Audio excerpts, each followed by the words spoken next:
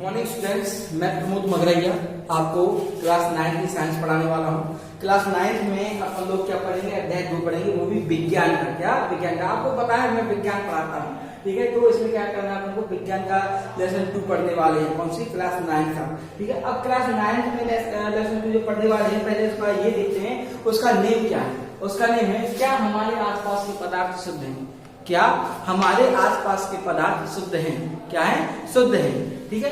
तो सबसे पहले अपन लोग ये देखेंगे उसमें, तो हम क्या बता रहे थे, तो सबसे पहले इसमें देखेंगे कि हमारे आसपास के जो पदार्थ हैं वो शुद्ध हैं, ठीक है। तो शुद्ध क्या होता है? शुद्ध अपन को पता है जिसमें कोई मतलब किसी भी चीज की मिलावट नहीं। क्या मिलावट नहीं? तो यहाँ पे अपना सबसे पहले एक एग्जाम्पल देखते हैं। उस एग्जाम्पल में देखें, जैसे कोई दूध वाला आता है, कोई दूध वाला आता है, अपन को दूध देता है, अपन उससे कहते भैया हमें शुद्ध दूध चाहिए, बिल्कुल प्योर, ठीक है। तो दूध देने के लिए आता है, अपन ने उससे बोल दिया कि भैया शुद्ध है कि नहीं, ठीक है। उसने कहा भैया हमने उसमें बिल्कुल भी पानी नहीं मिलाया, ये बिल्कुल शुद्ध है, आप नाप भी सकते हैं। और दूध किस नापे? लैक्टोमीटर से, ठीक है। तो अपन ने दूध नाप लिया, नापने के बाद अपन ने देखा कोई प्रॉब्लम नहीं, तो बिल्कुल सही है। तो ये जनरली सामान्यतः ये अपना शुद्ध कहलाएगा। सामान्यतः क्या है अपना? ये शुद्ध कहलाएगा। लेकिन इसको अगर अपन लोग विज्ञान की दृष्टि से देखें, साइंस के हिसाब से देखें, तो ये इस पदार्थ के साथ शुद्ध नहीं हो सकता है। क्योंकि साइंस के हिसाब से शुद्ध पदार्थ का मतलब होता है केवल एक ही प्रकार के कणों से मिलकर बनना, या केवल एक ही प्रकार के पार्टिकल से मिलकर बनना। क्या कहलाता है? अपना शुद्ध पदार्थ कहलाता है। क्या कहलाता है? शुद्ध पदार्थ, ठीक है। तो अब इसमें देखें अपन लोग, तो यहाँ पे क्या आता है अपना, हाँ, तो अपने आसपास के पदार्थ, सभी के सभी पदार्थ शुद्ध नहीं होते, कुछ शुद्ध होते हैं और कुछ अशुद्ध होते हैं। अब इनमें देखें अपना आता है क्या? पदार्थ। तो अपन को पता है पदार्थ पहले अध्याय में पढ़ा था, तो पदार्थ को कितनी अवस्था में पाया जाता है? तो ठोस, द्रव, गैस। इसके अलावा 2 अवस्थाएं और थी इसकी, एक तो प्लाज्मा अवस्था थी और दूसरी BEC, बोस आइंस्टीन कंडेंसर। कौन सा? बोस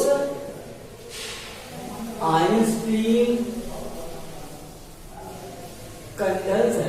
तो ये वैज्ञानिकों ने ये 2 अवस्थाएं अलग से खोजी हैं। पहले मुख्यतः देखें तो पदार्थ की 3 अवस्था होती है, ठोस, द्रव, गैस। अब अपन को देखना है जो पदार्थ है, वो पदार्थ कितने भागों में पाया जाता है? तो पदार्थ अपन 2 भागों में पाया जाता है। कितने? 2 भागों में। एक तो पदार्थ होता है बिल्कुल शुद्ध, दूसरा होता है क्या? मिश्रण, ठीक है। शुद्ध पदार्थ और मिश्रण। तो शुद्ध पदार्थ देखें तो शुद्ध पदार्थ वो पदार्थ होते हैं जिसमें केवल एक ही प्रकार के कण उपस्थित होते हैं।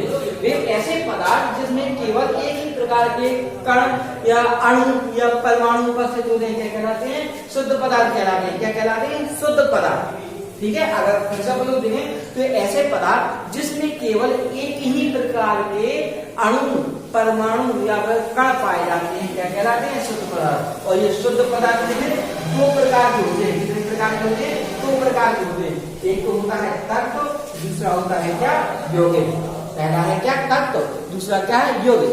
तत्व की परिभाषा देखें तो तत्व वे पदार्थ होते हैं, तत्व वे पदार्थ होते हैं जिसमें केवल एक ही प्रकार के अणु उपस्थित हो, जिसमें केवल एक ही प्रकार के अणु उपस्थित होते हैं। क्या कहलाते हैं? तत्व। जैसे अपन ने कहा सोना, चांदी, ऑक्सीजन, ये क्या है? तत्व। क्यों? क्योंकि हमने कहा सोना, तो सोना मतलब सोना केवल और कोई दूसरी चीज नहीं मिलेगी, सोना ही मिलेगा। क्या है? सोना। तो तत्व क्या हो गया? तत्व ऐसे पदार्थ जो केवल एक ही प्रकार के अणुओं से मिलकर बनते हैं। किससे? अणुओं से मिलकर बनते हैं। किससे? अणुओं से मिलकर बनते हैं। क्या कहलाते हैं? तत्व। अब आता है अपना यौगिक। यौगिक क्या है? तो परिभाषा इसकी क्या होगी? जब 2 या 2 से ज्यादा पदार्थ आपस में एक निश्चित अनुपात में करके मिलाए जाते हैं, ठीक है। एक निश्चित अनुपात में मिलाए जाते हैं, उसे क्या कहेंगे अपन लोग? यौगिक। एक बार फिर से अपन लोग परिभाषा देखें, जब 2 या 2 से ज्यादा पदार्थ, जब 2 या 2 से ज्यादा पदार्थ मिलाते हैं एक निश्चित अनुपात में, ठीक है। एक निश्चित अनुपात में मिलाएंगे और उससे जो बनेगा वो क्या कहलाएगा? यौगिक। क्या कहलाएगा? यौगिक कहलाएगा। जैसे कि जल। जल क्या है? जल अपना एक यौगिक है। इसका अगर सूत्र देखें तो H2O होता है। क्या होता है? H2, मतलब इसमें हाइड्रोजन की 2 और ऑक्सीजन का 1, ये मिला दो या दो से ज्यादा पदार्थ आपस में मिलके मिल जाते हैं उसे, हाँ, तो अपन क्या कहते हैं, यौगिक। जब दो या दो से ज्यादा पदार्थ एक निश्चित अनुपात में मिला के बनाते हैं उसे क्या कहते हैं, यौगिक। इसका उदाहरण हमने क्या दिया, जल। जल एक यौगिक है, जो पानी है वो क्या है, यौगिक। क्यों? क्योंकि अगर इसका फॉर्मूला देखें, इसका रासायनिक सूत्र देखें तो H2O होता है। इसमें देखो दो है, एक तो हाइड्रोजन है, एक ऑक्सीजन है। ये दो पदार्थ है, एक निश्चित अनुपात, हाइड्रोजन के दो परमाणु और ऑक्सीजन का एक आपस में निश्चित अनुपात से मिलकर बनाए गए हैं। ध्यान रखना, एक निश्चित अनुपात में क्या कहलाते हैं, यौगिक। ठीक है, अब इसके बाद देखें अपना आता है क्या, विलयन आता है। क्या आता है, विलयन। तो विलयन देखें तो विलयन क्या कहलाता है, विलयन अपना एक समांगी मिश्रण है। क्या है, समांगी मिश्रण। अब चलो समांगी मिश्रण आया तो उसके पहले अपन लोग क्या देखते हैं, मिश्रण देखते हैं। हम वैसे भी क्या बताया था, मतलब पदार्थ बनाए थे, पदार्थ के प्रकार देखे दो, एक तो शुद्ध पदार्थ, दूसरा मिश्रण। शुद्ध पदार्थ में अपन ने क्या देखा, तत्व और यौगिक पढ़े। क्या पढ़े, तत्व और यौगिक। ठीक है, अब यहाँ पे ये इसको थोड़ा मिटा देते हैं जिससे आपको कंफ्यूजन नहीं होगा, घंटा पूरा मिक्स हो जाएगा। ठीक है, तो अब अपना आया क्या, अब आएगा अपना मिश्रण। तो जैसी परिभाषा हमने आपको यौगिक की बताई, हमने यौगिक में दो या दो से पदार्थ एक निश्चित अनुपात में, यहाँ पे भी हम यही बताएंगे, लेकिन थोड़ा सा अंतर है, इतना बस। जब दो या दो से ज्यादा पदार्थ किसी भी अनुपात में मिला दे, किसी भी, जैसे मतलब चाय बनाते हैं कि चाय बनाते हैं, क्या पानी भी डाल देते हैं, दूध भी डाल देते हैं, शक्कर और चाय अदरक भी डाल देते हैं, तो ये क्या होता है, ये मिश्रण ही तो है, किसी भी अनुपात में मिला दिया अपन ने। कोई ऐसा तो किया नहीं कि हमने 100 ग्राम दूध 50 ग्राम शक्कर, ऐसे नहीं, कोई मिक्स नहीं किया हमने। और उसमें उसकी जो पार्टिकल है, जो अणु है, उनकी भी क्वांटिटी मिक्स नहीं, किसी भी अनुपात में मिला दिया। कि अपन लोग सब्जी बनाते हैं तो उसमें पानी भी डाल दिया, हल्दी, मिर्ची, धना, सब क्या कहलाएगा, मिश्रण। मतलब इसकी परिभाषा क्या होगी, जब दो या दो से ज्यादा पदार्थ किसी भी अनुपात में मिला दें तो उसे क्या कहते हैं, मिश्रण कहते हैं। क्या कहते हैं, मिश्रण। अब मिश्रण यहाँ पे दो प्रकार का होता है। कितने प्रकार का, दो प्रकार का। एक तो समांगी मिश्रण होता है और दूसरा विषमांगी मिश्रण होता है। क्या, एक तो समांगी मिश्रण और दूसरा विषमांगी मिश्रण। अब यहाँ पे नाम से ही पता चला है, समअंगी। समांगी में तो दो वर्ड आ रहे हैं, सम और प्लस अंगी, दोनों को मिलाने तो समांगी। क्या होती है, समांगी। तो यहाँ पे क्या मिश्रण, समांगी मिश्रण की परिभाषा क्या होगी, समांगी मिश्रण वह मिश्रण होता है जिसमें विलेय और विलायक, ठीक है, आपस में मिक्स हो जाए तो उनको अलग ना कर पाए। विलेय और विलायक, हमने ये दो वर्ड बोले, हम थोड़ी देर बाद बताने वाले हैं। पहले परिभाषा सुन ले। समांगी मिश्रण वो मिश्रण होता है जिसमें विलेय और विलायक आपस में मिल जाए, इनको अलग नहीं कर पाए। क्या कहलाता है, समांगी मिश्रण। क्या कहलाता है, समांगी मिश्रण। मतलब विलेय से विलायक को अलग नहीं कर पाए। विषमांगी इसका उल्टा, विलेय से विलायक या विलायक से विलेय अपन लोग अलग अलग कर ले, विषमांगी मिश्रण कहलाता है। ठीक है, समांगी और विषमांगी समझ में आया, मिश्रण समझ में आया, शुद्ध पदार्थ, तत्व और यौगिक। अब आते हैं, हमने अभी आपको विलायक और विलेय बताया था, अब आते हैं तो क्या, विलयन में। तो विलयन अपना एक समांगी मिश्रण होता है। कैसा, समांगी मिश्रण। अब विलयन के भाग देखिए, विलयन के दो भाग होते हैं, एक तो होता है विलायक और दूसरा होता है क्या, विलेय। अब ये विलायक क्या होता है, जैसे अपन लोग कोई मिश्रण बनाए, जैसे हमें नींबू का पानी ना शिकंजी बढ़िया बनती है, तो उसमें अपन लोग पानी, एक जग में पानी ले लेंगे और 2 नींबू ले लेंगे। तो जब जग में जो पानी लिया, पानी ज्यादा मात्रा में, क्या, पानी जब ज्यादा मात्रा में, तो उसे क्या कहेंगे, विलायक। मतलब जब विलयन में जिस पदार्थ की मात्रा ज्यादा हुई, ऐसा विलयन जिसमें विलायक की मात्रा ज्यादा होती है, या ऐसा विलयन जिसमें जो पदार्थ ज्यादा मात्रा में होता है वो विलायक कहलाता है, और जो कम मात्रा में होता है वो विलेय कहलाएगा। जैसे अपन ने नींबू पानी बढ़िया मस्त बना बढ़िया वाला, यहाँ पे हमने 1 लीटर पानी ले लिया और 1 नींबू ले लिया। जो पानी ज्यादा मात्रा में तो वो क्या हो जाएगा, विलायक, और नींबू कम मात्रा में तो वो क्या हो जाएगा, विलेय। ठीक है, तो अब समझ में आएगा विलयन में क्या होते हैं, दो भाग होते हैं, विलायक और विलेय। विलायक अधिक मात्रा में होता है, विलेय कम मात्रा में।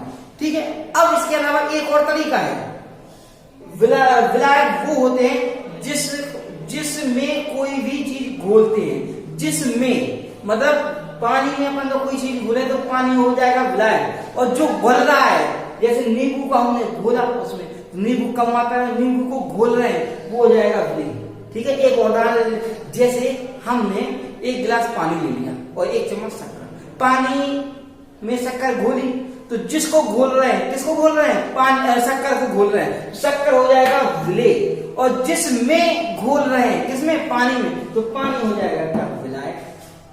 क्लियर हुआ? अब आया समझ, विलयन कितने बार, 2, विलायक और विलयन, विलायक ज्यादा विलयन कम, इसमें घोलते हैं, इसको घोलते हैं। फिर आएगा अपना क्या, विलयन के प्रकार। क्या आएगा, विलयन के प्रकार। तो विलयन के प्रकार देखें तो विलयन 3 प्रकार का होता है। कितने प्रकार का, 3 प्रकार का। एक तो संतृप्त विलयन है, दूसरा असंतृप्त विलयन है, और तीसरा अतिसंतृप्त विलयन है। क्या, संतृप्त विलयन, असंतृप्त विलयन, अतिसंतृप्त विलयन।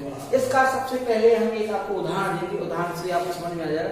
जब आप कहीं पे खाना खाने के लिए जाते हैं, खाना खाने के लिए जाते हैं, तो सपोज दैट आप सोचिए कि आप कितनी 4 रोटी खाते हैं, ठीक है, कितनी रोटी खाते हैं, 4 रोटी खाते हैं। अब 4 रोटी में अगर आपको 4 रोटी की भूख है, लेकिन अगर आपको 4 की 4 मिल गई, आपका पेट भर जाएगा, मतलब आप संतृप्त हो जाएंगे, तृप्त हो जाएंगे, ठीक है, मतलब जितनी मात्रा चाहिए उतनी ही मिलेगी, वो संतृप्त, ठीक है।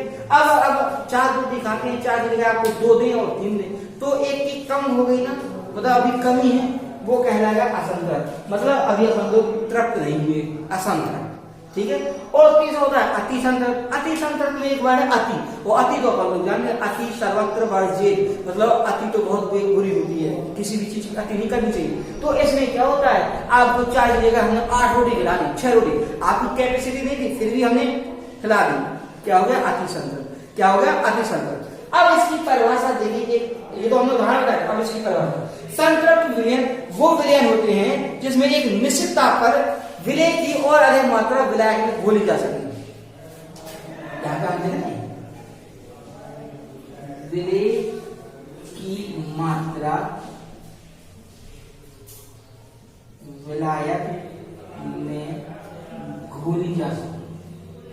संतृप्त विलयन ऐसे विलयन होते हैं कि एक निश्चित ताप पर विलय की मात्रा विलायक में घोली जा सके, और घोल गई तो हो जाएगा क्या, सॉरी हमने गलत बता दिया यहाँ पे, विलय में विलय की मात्रा ना घोली जा सके, नहीं घुलेगी नहीं, जितनी चाहिए उतनी, मतलब अगर आपको 4 रोटी खानी होती है तो 4 ही रोटी मिलेगी, ज्यादा नहीं मिलेगी, ना तो कम मिलेगी, ठीक है। तो एक निश्चित ताप पर विलय की और अधिक मात्रा ना घोली जा सके, उसे क्या कहते हैं, संतृप्त विलयन। क्या कहते हैं, संतृप्त। असंतृप्त, तो एक निश्चित ताप पर विलय की मात्रा घोली जा सके, मतलब अभी उसको और चाहिए है, असंतृप्त। ध्यान रखना, संतृप्त में जितना, जैसे एक गिलास है, हम पानी भर रहे हैं, तो जब तक वो पूरा फुल भर गया, पूरा यहाँ तक, जैसे ये गिलास है यहाँ तक भर गया पूरा, ये फुल हो गया, मतलब ये क्या हो गया, संतृप्त। अगर ये फुल ना हो के यहाँ पे आता, मतलब इसमें और घोली जा सकती है, विलय की मात्रा और घोली जा सकती है, क्या कहलाएगा अपना, असंतृप्त। क्या, असंतृप्त। जब ये पूरा भर जाए फिर भी हम भरते रहे तो ये फैलने लगेगा, वो कहलाएगा अतिसंतृप्त। मतलब एक निश्चित ताप पर विलय की मात्रा, ऐसा संतृप्त विलयन जिसमें विलय की मात्रा, यहाँ पे ध्यान रखें, संतृप्त विलयन बोलेंगे क्योंकि ये फुल है, अति हो रही है इसमें, तो ऐसा संतृप्त विलयन जिसमें विलय की मात्रा और घोले, क्या कहलाएगा अपना, अति संतृप्त विलयन। ठीक है, हमने यहाँ पे 2 उदाहरण दिए, एक तो खाना वाला बताया था कौन सा, कि अगर अपन लोग 4 रोटी खाते हैं, 4 में अगर अपन को 4 मिलेंगे तो वो हो गया संतृप्त, 4 में अपन को 2 मिले या 3 मिले, बता भी गुंजाइश है, वो हो जाएगा संतृप्त, और 4 से ज्यादा मिली तो वो हो जाएगा क्या, अति संतृप्त। अब इसका एक और उदाहरण दे, जैसे अपन एक गिलास पानी में हमने शक्कर डाली, ठीक है, पानी में शक्कर डाल दी, वो घोल गई पूरी, ठीक है, वो क्या हो जाएगा अपना, संतृप्त। ठीक है, अब जब एक हिसाब से इतना घोलते जाए कि उसमें वो बहुत गाढ़ा हो जाए, और उसमें अगर शक्कर का एक छोटा सा टुकड़ा भी डालेंगे तो नहीं घुलेगा, वो हो जाएगा क्या, अति संतृप्त, मतलब जरूरत से ज्यादा हो गया है। ठीक है, अब इतना समझ में आया आपको, इसमें कोई प्रॉब्लम है आपको, अगर आपको कोई प्रॉब्लम होती, कोई समस्या हुई तो आप मुझे बताना, लेकिन इसके पहले आपको क्या करना पड़ेगा, इसके पहले आपको ये पाठ पढ़ना पड़ेगा, तभी तो जब आप पाठ पढ़ोगे तो आपको समझ में आएगा कि सर जी ने ऐसे ऐसे बताया था, और ये ऐसा डायग्राम बना लें जिससे आपको समस्या ना हो। ठीक है, अब अपना एक छोटा सा टॉपिक और है, हाँ, तो अब अपना टॉपिक क्या है, परिवर्तन। अपन परिवर्तन मतलब बदलना, ठीक है, परिवर्तन मतलब बदलना। तो जब कोई रासायनिक पदार्थ या कोई भी पदार्थ होते हैं तो वो अपनी अवस्था बदलते हैं, ठीक है, अपने रासायनिक गुण, भौतिक गुण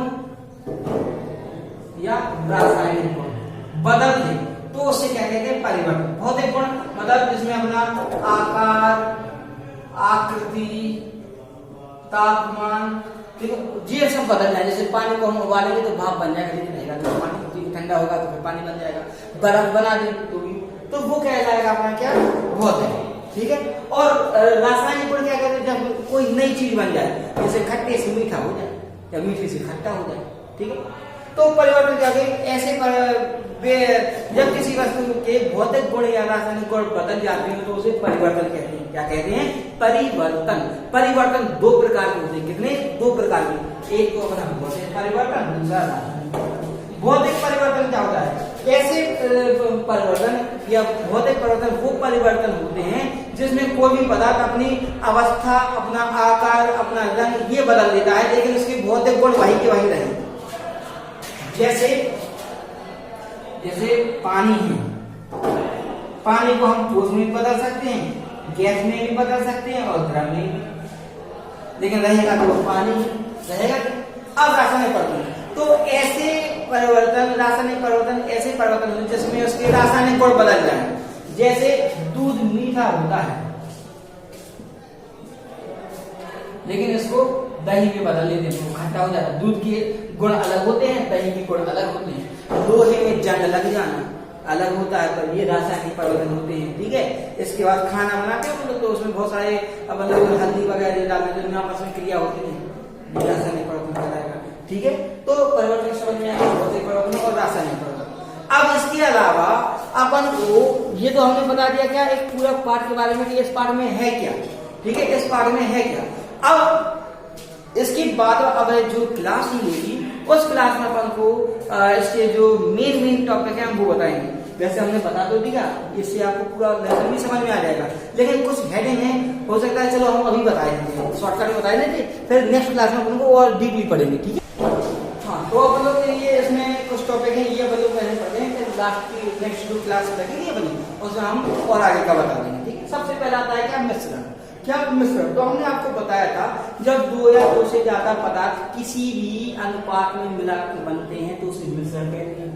मिश्रण के प्रकार देखें तो मिश्रण हमने बताया था, शुद्ध मिश्रण दो प्रकार का होता है, समांगी मिश्रण और विषमांगी मिश्रण, ठीक है। समांगी मिश्रण की भी हमने परिभाषा बताई थी, विषमांगी। अब आता है विलयन, तो हमने बताया था विलयन एक समांगी मिश्रण होता है। विलयन के दो भाग होते हैं, विलायक और विलय। विलयन के प्रकार, तो विलयन के हमने कितने प्रकार बताए, 3, संतृप्त, असंतृप्त और अतिसंतृप्त, बता।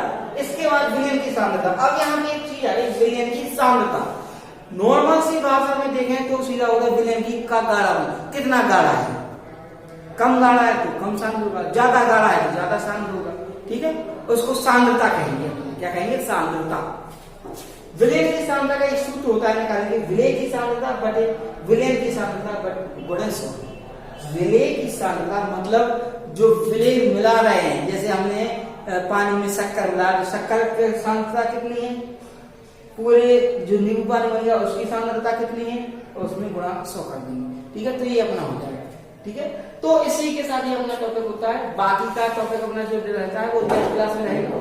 इसमें कोई प्रॉब्लम हो तो आप हमें बताएं, कमेंट करें तो भी हम बता देंगे, ठीक है। फोन लगा के भी बता सकते हैं, कोई प्रॉब्लम नहीं है। मेनली अगर देखते हैं आप लोग ये तो हमें कमेंट कर देना, हम तुरंत बता देंगे, ठीक है। और इसके जब आप ये पढ़ोगे ना तो आपको क्वेश्चन आंसर भी उसमें मिलते जाएंगे। आपको पता है लास्ट ईयर जब हम पढ़ाते थे तो आपको अंडरलाइन करवाते जाते हैं, वो समस्या भी नहीं आएगी इसमें, ठीक है। तो ध्यान रखना, अगर इसके बाद भी कोई प्रॉब्लम है तो हम बताएं, हम तो हैं, ठीक है। नमस्ते, थैंक यू।